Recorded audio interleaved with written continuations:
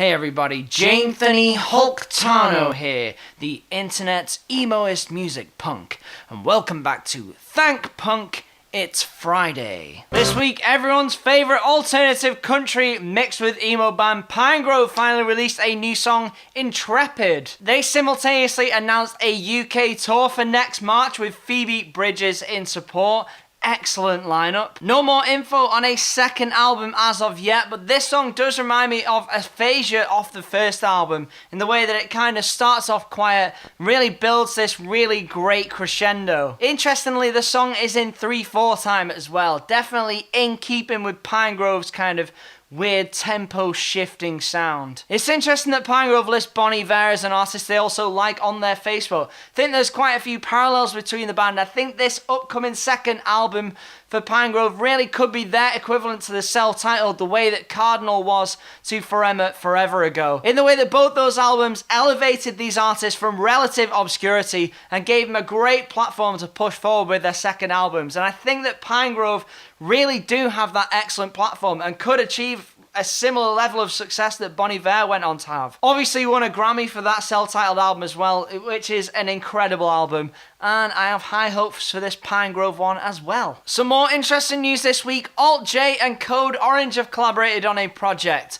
Now, on the surface of it, these two bands couldn't be further apart on the guitar music spectrum.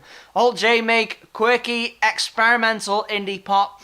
Code Orange make a blend of metal, hardcore and industrial that is so heavy that it melts people's faces. But if you dig a little deeper, both bands do share a lot of similarities. They both make guitar music with electronic elements and a heavy use of samples in there as well. What is interesting about this collaboration is that it's Code Orange remixing two AltJ tracks, not the other way around, which is what I assumed when I first heard about the project. The two tracks are Hit Me Like That Snare and Adeline from AltJ's third album Relaxer, which came out this year. I think it's amazing that both bands have opened up to this collaboration. I think it was a big risk for both bands, especially AltJ, who are the bigger band in the mainstream. And it's turned out some really interesting results. Hit Me Like That Snare was this quirky indie pop song that somehow turned into a really intense industrial thumper, really reminiscent of Nine Inch Nails. And Adeline was this really quiet, broody track that almost built this inspirational climax, almost Sigur Rós-like.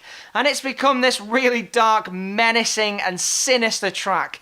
Guess that is just the Code Orange treatment. Massive respect to both artists for this collaboration, making an incredible project. I think it's really great that both bands are stepping out their comfort zone and really making something interesting, not just cashing in on some music trends like, I don't know, some artists might do. Hookworms have released a new song called Negative Space. It's the first song off their upcoming third album, Microshift. That'll be out on the 2nd of February 2018 on Domino Recordings. The start of this song really sounds like it's come straight out of the late 2000s indie dance scene. Reminds me of bands like Everything, Friendly Fires, The Rapture, all those incredible bands, even a bit of Django in there. The song does build and layers upon layers of sound, build to that really psychedelic Hookworms sound. It's a really cool track though. If this is a new direction for the band, I am looking forward to seeing where they go with it. Drug Church released a new song called Weed Pin. They've also announced that the band will be signing to Pure Noise Records. Now, Drug Church are a kind of sarcastic, snarky hardcore band that kind of remind me of Single Mothers. A lot of similarities between the two bands. The fact they've signed to Pure Noise Records is incredible for both label and band. The band in their press statement say that Drug Church stands as a monument to accidental success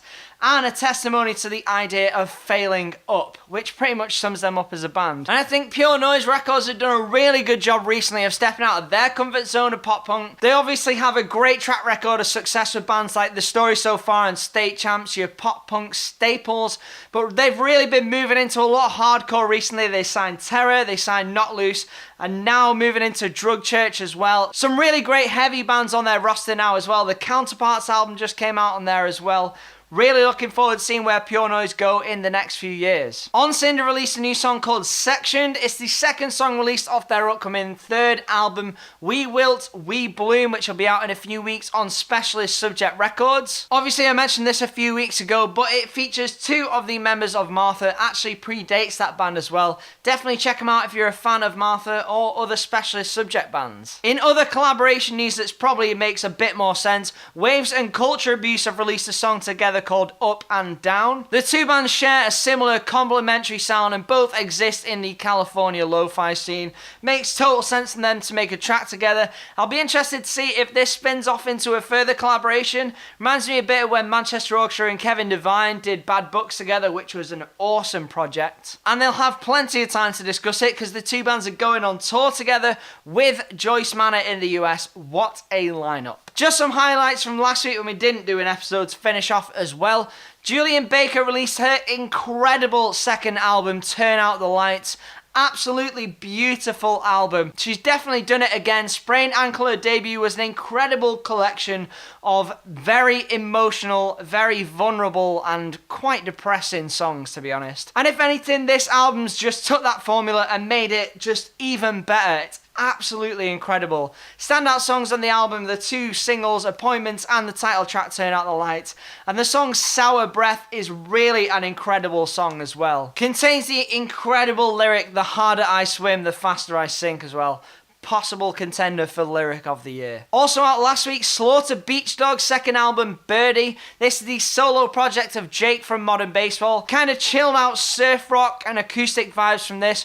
Really does sound like Jake literally taking a holiday from Modern Baseball. Sounds a bit like Bright Eyes mixed with the quieter moments of the Shins. Very good album, check that one out as well. Puppy released a new track called Demons, the three-piece that combines metal riffs with very catchy hooks. Made an absolutely incredible song and hilarious video to go with it as well. Their second EP, Volume 2, was recently re-released by Spine Farm Records. I'm really looking forward to their debut album, which should be out next year, I'm hoping.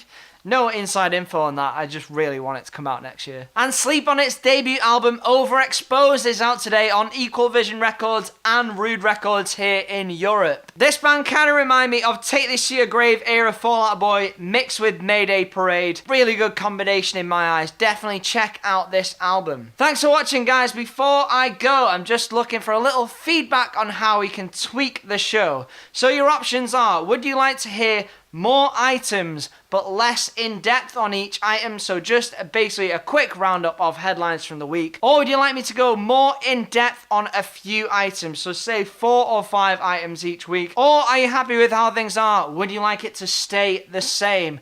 Let me know in the comments below. Thanks for watching, guys. Have a great weekend whatever you do. Enjoy all the wonderful music that's come out this week. But for now, thank Punk It's Friday forever.